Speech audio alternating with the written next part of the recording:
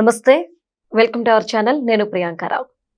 ఏ మనిషికైనా ఒకటే నీడు ఉంటుంది, కానీ జగన్మోహన్ రెడ్డి గారికి రెండు. అదెవరు అంటే ధనుంజయ రెడ్డి, అలానే కృష్ణమోహన్ రెడ్డి. మరి వీళ్ళిద్దరిని కూడా ఈడీ ప్రశ్నిస్తుంది. వీళ్ళ మీద కురుస్తున్న ప్రశ్నల వర్షానికి సమాధానం చెప్పలేని పరిస్థితి.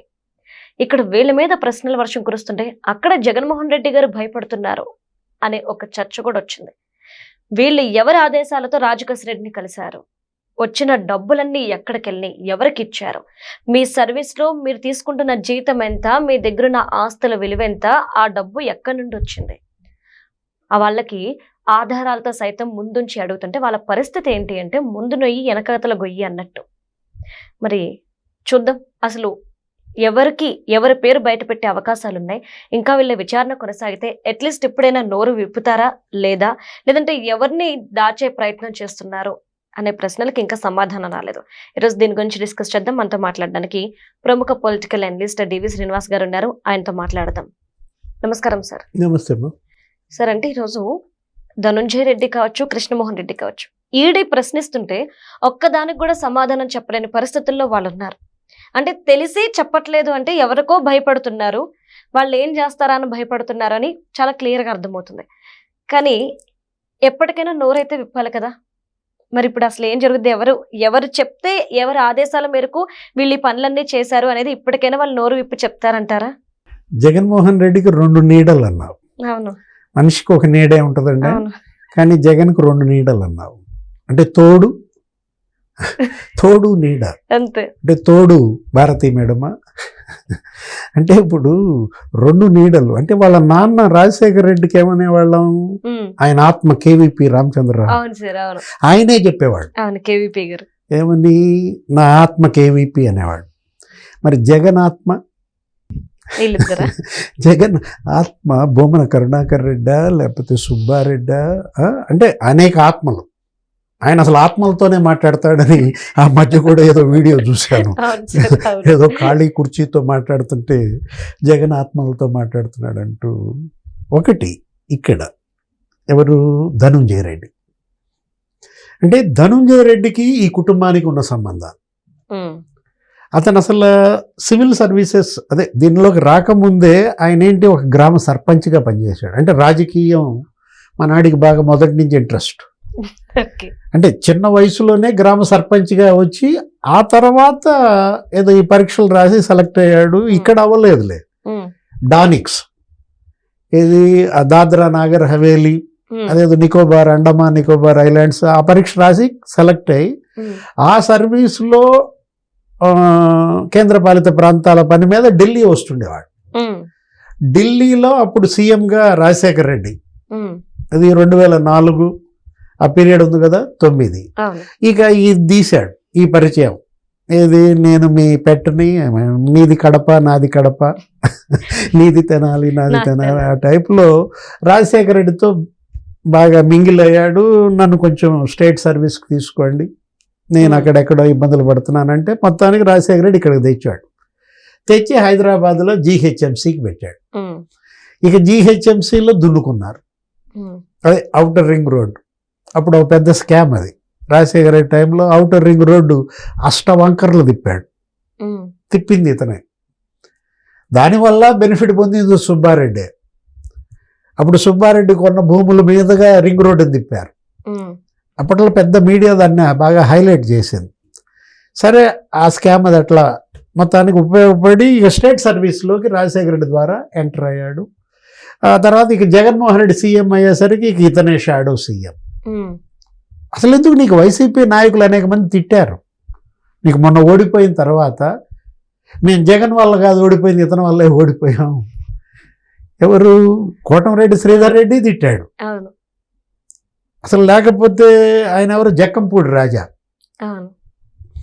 మేము జగన్మోహన్ రెడ్డి దగ్గరికి ఈజీగా వెళ్ళగలం, ఇతని దగ్గర వెయిటింగు 2 గంటలు 3 గంటలు కూర్చుంటే ఆ తర్వాత మమ్మల్ని పిలిచి ఎమ్మెల్యేలని మంత్రుల్ని 2 నిమిషాలు కూడా మాట్లాడకుండా బయటికి పంపించేవాడు.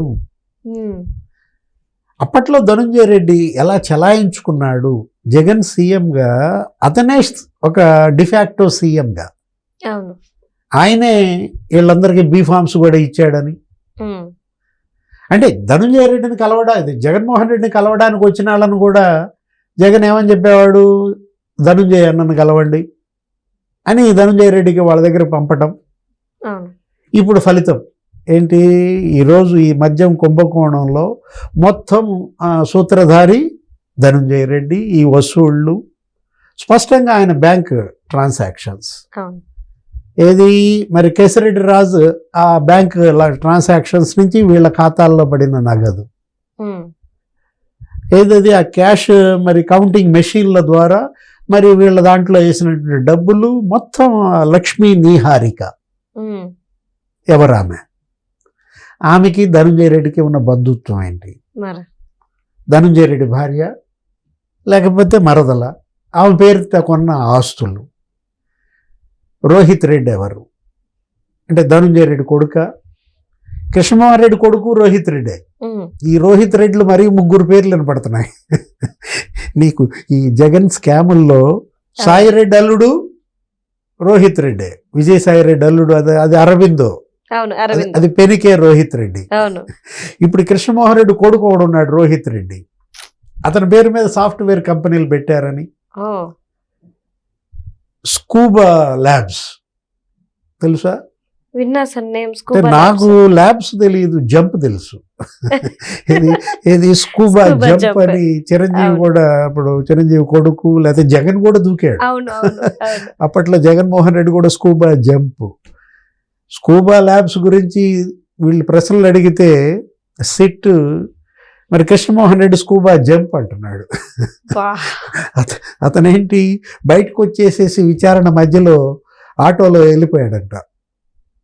అంటే మీరు ఆ పేపర్స్ ఏమీ తీసుకురాలేదు, వెళ్ళి ఆ పేపర్స్ తీసుకురండి, మీ కోడలు స్నిగ్ధారెడ్డి ఆమె పేరిట కొన్న భూములు బాన్స్వాడలో ఎంత కొన్నారు అంటే నిజామాబాద్ బాన్స్వాడ్ అనుకుంటా ఆమెది, పోచారం శ్రీనివాసరెడ్డి మనవరాలంట, తెలంగాణ మాజీ స్పీకర్.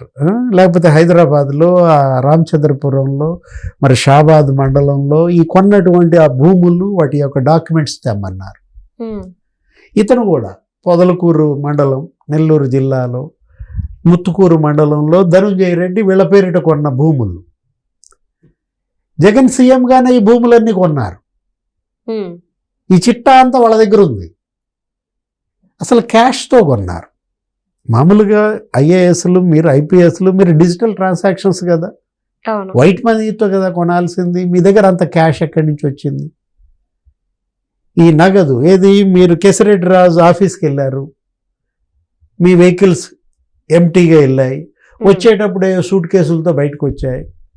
ఆ వాహనాలు ధనుంజయ రెడ్డి లేకపోతే ఇతనెవరు బూనేటి చాణక్య లేకపోతే బాలాజీ గోవిందప్ప కృష్ణమోహన్ రెడ్డి ఖాళీ వాహనాలతో వెళ్ళడం, సూట్ కేసులతో అట్టపెట్టెలతో రావడం.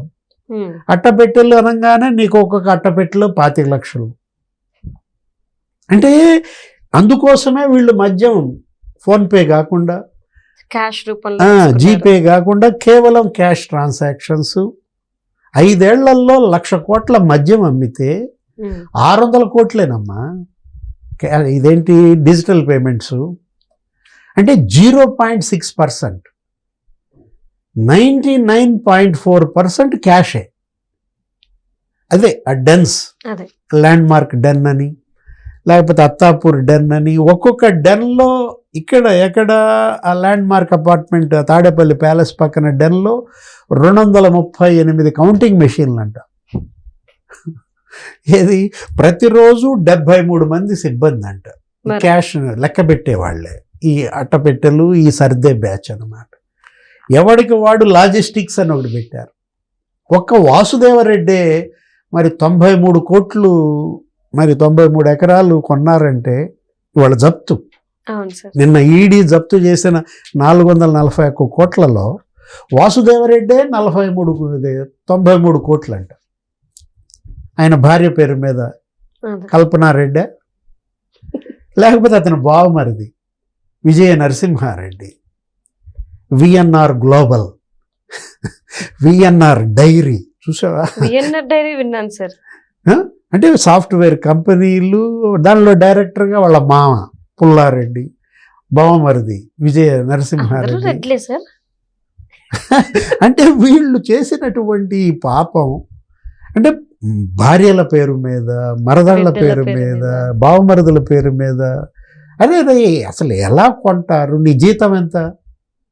ఐఏఎస్గా, ఐఆర్ఎస్గా నీకు వచ్చే జీతం ఎంత? నువ్వెంత భూములు కొనగలవు? నువ్వెంత సేవ్ చేయగలవు? అంతేగా. ఇవాళ మొత్తం బయటకు వచ్చింది. ఇవాళ ఈడీ ఎంటర్ అయింది. ఇవాళ ఈడీ మరి అసలు నీకు ఇంకా అసలు ఈ కేసులో బయటపడలేరు. ఇప్పుడు నీకు సిబిఐ అన్నా అయితే సిబిఐ రుజువు చేయాలి. అవును. చట్ట ప్రకారం సిబిఐ కేసుల్లో ఎవరన్నా అరెస్ట్ చేస్తే అతను దోషిగా రుజువు చేయాల్సింది సిబిఐ. అవును. ఇప్పుడు ఈడీ కేసుల్లో అరెస్ట్ అయితే ఈడీ రుజువు చేయవసరంలా, నువ్వు ఎవరు దోషే రుజువు చేసుకోవాలి. అవును. నాకే పాపం తెలియదు, నేను నిర్దోషిని అని రుజువు చేసుకునే సాక్ష్యాలు కూడా మరి ధనుంజయ రెడ్డే చూపించాల్సిన పరిస్థితి అన్నమాట. రైట్. అంటే చేసిన పాపం ఇవాళ వెంటబడి తరుముతోంది. Right. Thank you so much sir. నమస్తే.